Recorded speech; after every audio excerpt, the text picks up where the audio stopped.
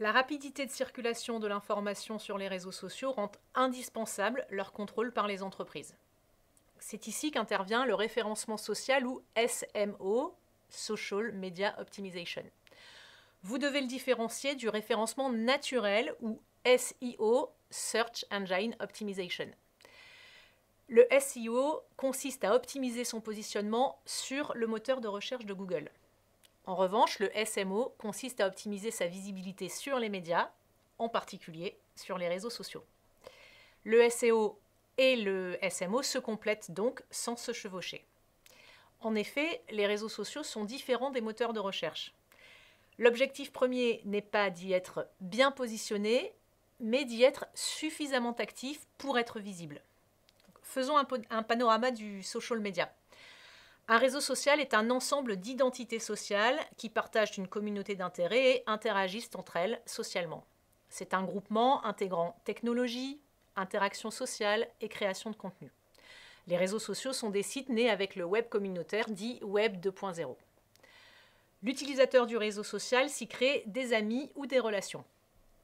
Il existe des réseaux sociaux professionnels comme LinkedIn ou privés comme Facebook.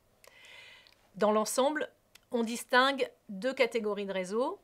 Les Seekers Channels, canaux de recherche comme YouTube, obéissent à une logique de recherche de contenu. D'autre part, les canaux d'engagement comme Reddit ou Twitter obéissent à une logique conversationnelle. De plus, les réseaux sociaux sont catégorisés en 6 grandes familles d'usages selon les services proposés. Il existe des réseaux sociaux à usage de publication, de partage, de jeux, de rencontres, d'achat ou de localisation. Notez que la plupart des réseaux ont désormais un usage mobile responsive. Parfois, ils disposent même d'une application téléchargeable sur Android ou iOS. Cela les rend plus user-friendly parce qu'ils sont à la disposition constante de l'utilisateur. Résumons ce qu'est le SMO.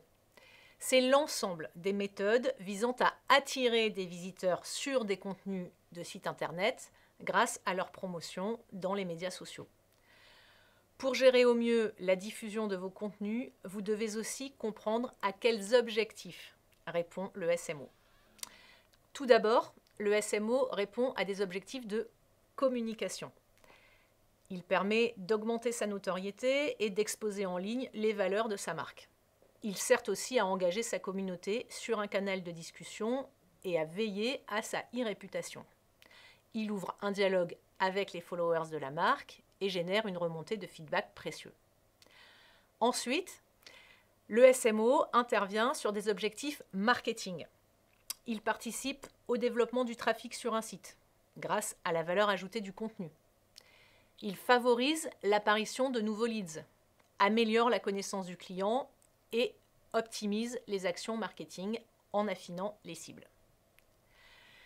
Remarquez que pour créer de la valeur pour l'entreprise, vous devez d'abord être à l'écoute sur les réseaux sociaux.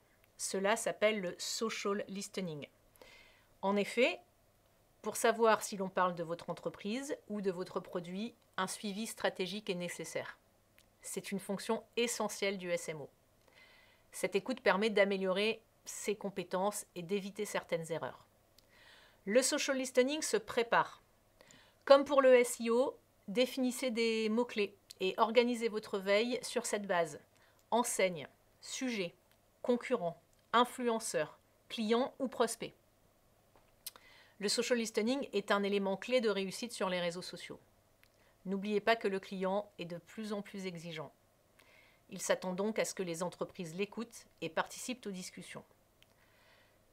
Alors, choisir un outil de social listening dépend du budget disponible. Google Alerts est un bon outil gratuit de démarrage, ainsi que tous les moteurs de recherche.